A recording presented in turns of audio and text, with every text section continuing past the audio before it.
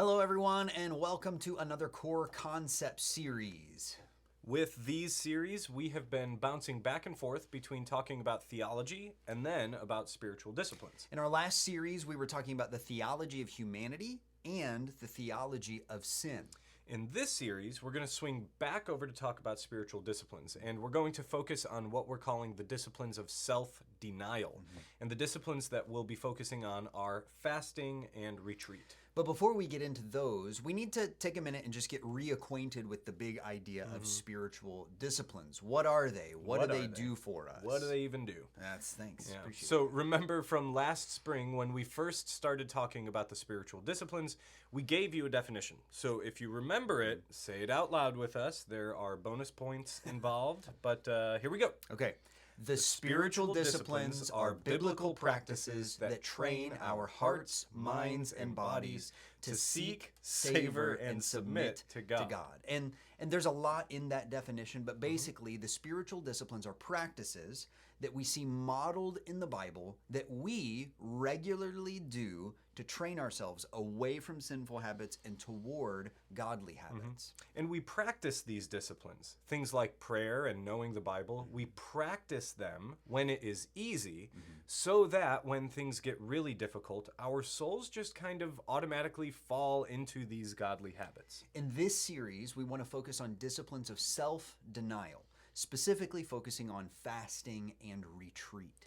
And we really need to start by saying that we do not practice self-denial just for the sake of self-denial.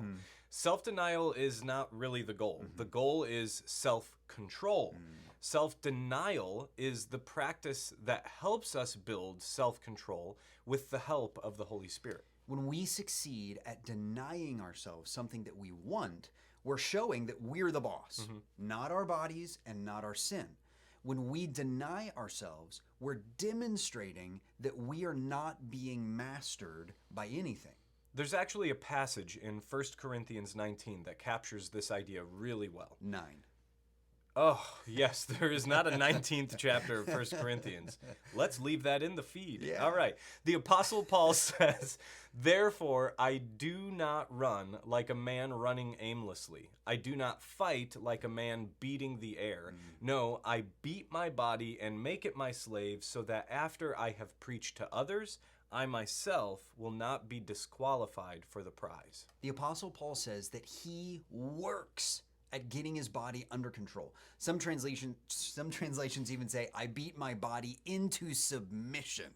I like that one. Yeah. And he does this because he doesn't want to be a hypocrite, right? He doesn't want to talk a big game for Jesus and then fail because he didn't have self-control.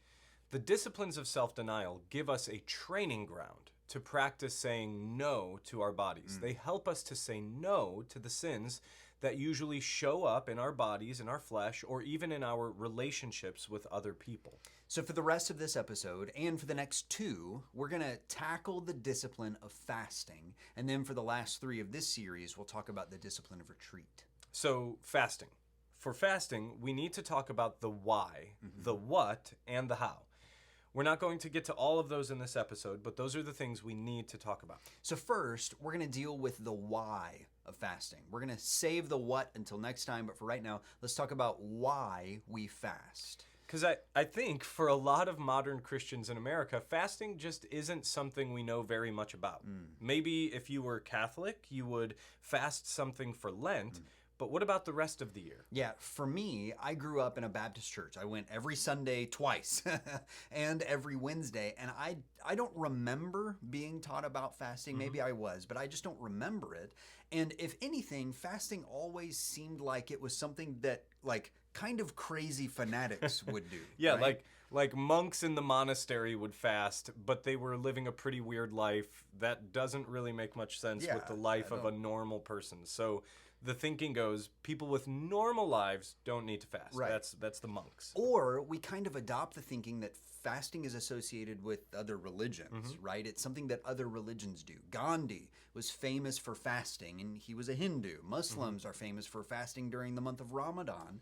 So some of us might think that fasting isn't really that much of a Christian thing. Yeah, but the problem with all of this is that fasting is a very Christian thing. It's a very biblical thing, and it's something that God's people have been doing basically forever. Forever. So let's just work through some of the biblical reasons why we, as followers of Jesus, should fast. The first big reason is that we see God's people fasting all over the Bible. Right. So listen to all these folks who fast in the Bible. And this is just a partial list. This isn't even all of them, but listen to this. Abraham's servant when he was looking for a wife for Isaac. Moses, twice for 40 days. Hannah, who is Samuel's mom, when she was asking God to give her a child. Jonathan, because he was so upset that his father Saul hated David. David, a whole bunch of times throughout his life, when he hears of Saul and Jonathan's death, when he hears of Abner's death, when his first child with Bathsheba is going to die, Elijah, Ezra, Nehemiah, Daniel, just a bunch of times. And then that's just Old Testament. Getting into the New Testament, there's Jesus, John's disciples, Anna, the Apostle Paul, a bunch of times. And those were all really godly people, Right. right? At some level, I think we kind of expect all of those people to fast. But we even see people fast in the Bible who aren't all that holy, but are still trying to seek the Lord. People like King Ahab, like bad king. Bad king. But he was still wanting to seek God. The Persian king, Darius. The Ninevites, after Jonah finally got his act together and started preaching to them, all of them fasted. And their cows. And their cows, Yeah. which was weird. Yeah, so one of the reasons that we should fast is because we see dozens of examples of people in the Bible fasting. It is just something that the people of God do. Another reason that we should fast is because it's something that God values. It's not just that fasting is something that we see modeled in the Bible, it's also that the Bible clearly shows that fasting is something that God thinks his people should be doing. Yeah, the Day of Atonement was arguably the most important day of the year for ancient Israel. This was the day when basically everything that had to do with the worship of God was purified. The people, the priests, the instruments used for sacrifices, the tabernacle, even the Ark of the Covenant. And this had to happen because the place where people worshiped God was in the middle of the camp of the sinful Israelites. And it's like their sin throughout the year just kind of built up like grime on the things of God. And on the Day of Atonement, that sin grime had to be kind of scrubbed off. And so the Day of Atonement was used for that. It was used to purify, and that made it a really special day. Yeah, but the Day of Atonement was special for another reason, because it was the one nationwide fast given to the nation of Israel.